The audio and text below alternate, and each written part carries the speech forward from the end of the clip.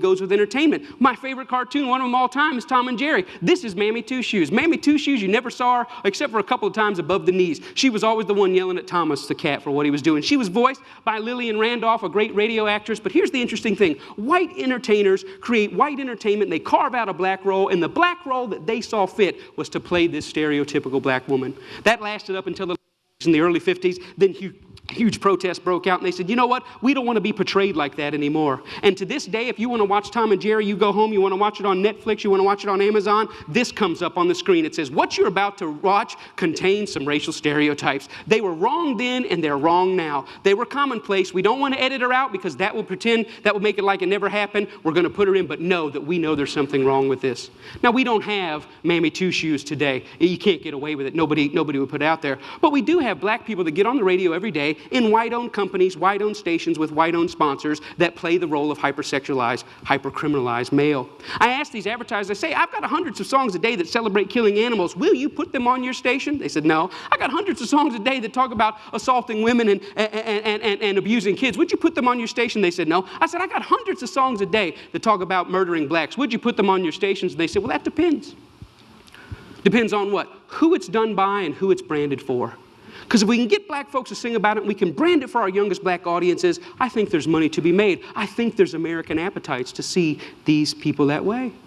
I said, how can you say that? They said, well, look, it's what these artists know. It's what they, black people, create. It's, matter of fact, our surveys say it's what they want to hear, which speaks of a sickness. How do we live in a society where somebody says, you know what, I'm inspired to write a song that celebrates murdering another person. And then a person says, I'd like to put that on my station. Another person said, I'd like to pay for it. And then there's people out here in the audience that go, I'd love to hear it, as long as it's black guys. Because even white people buy rap music, buy this type of stuff, because we know that when we want to hear about killing each other, we know who to turn to for that type of inspiration. We call it our music. We say we own it. White people buy more rap than black people. Yeah, but we're very careful to turn it down at the stoplight when other black people are there. Why? Because we know we're just pretending. For them, it's more authentic and real. I always ask the companies, what about your name? What about your brand? What about your value? And the largest radio company in the world said this, it's okay that we only have drug dealers on our black youth stations. We only have murders on our black youth stations. We support black charities. We give out water at the Martin Luther King parade. I think we've got it covered. We've bought them off.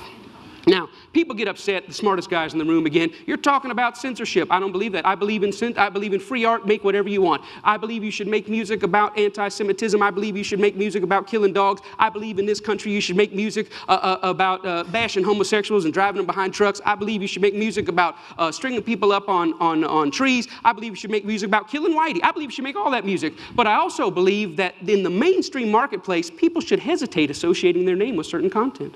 You know, there's certain stuff you can't buy at the store. Certain stuff you can't get on iTunes because their brand doesn't want it. But if you want to hear black people celebrating killing black people, they got thousands and thousands and thousands of those things to sell you. I don't think it's about censorship. I think it's about American cultural hypocrisy. Because here's the truth. These black entertainers, they can't sing just about anything. There's some stuff that'll get them fired. And they get dropped, and they get fired, and they get slapped on the wrist, and they get disciplined all the time. Why? Because sometimes they step over the bounds. A very famous case is what happened with Rick Ross. Rick Ross is the Mammy Two Shoes, one of the many Mammy Two Shoes of our day. He's a black entertainer in a world carved out for him, and a role carved out for him by white entertainment companies. And one day he talked about, in the middle of a song that celebrated dealing drugs and killing blacks, he made a reference to date rape. And when he made that reference to date rape, that set social media on fire. That got 100,000 petitions in 24 hours. Hey, buddy, date rape is no joke. That had white people standing outside of Reebok in New York saying, you better take this seriously. We're tired of a rape culture in America. One line in one song moved the masses. And you know what Reebok did? Did they stand by him and say, hey, we believe in freedom of speech. We believe in freedom of expression. It's just a song. Calm down. No, they fired his tail on the spot. The president came out and said, this goes against our high standards. He's gone against the values of our brand. Shame on Rick Ross. We're disappointed. He doesn't know how serious date rape is. And when I saw that, I thought, wow, how convenient. Isn't that amazing? But here's what really happened. It's not their brand. It's not their values. Rick Ross went off script.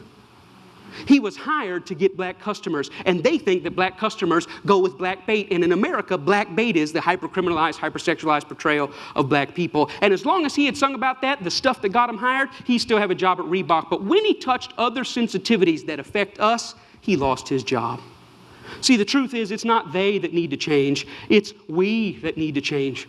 We created the lies. We created them for our profit. We own the companies. We own the record labels. We own the advertisers, and we keep putting it out. And it's this that's got to change. I thought about it. You know what? I wonder if White Mike could get anybody's attention on this. So I stood outside of a Walmart, and I said, hey, I don't think killing cops and killing blacks is very cool. And you know what? It only took 7 weeks of Mike standing out there, and they wrote a letter and said, yeah, we don't think it's cool either. We're going to pull our name off of that. The largest retailer in the world had never considered that maybe their commercial shouldn't be right before or after a song about young black men being gunned down. And I realized this, that black murder is normal, but it should not be. And I realized the importance at the coffee table, at every headline, every pastor's gathering, every family gathering to say, you know what, these black lives matter. It's not just another black kid. These are human beings. I'm doing my best in every way, shape, and form. Talks like this everywhere I can go to say, you know what, I was born in a world where black murder was normal. My kids were born into a world where black murder is normal, but I don't want to die in a world where black murder is normal.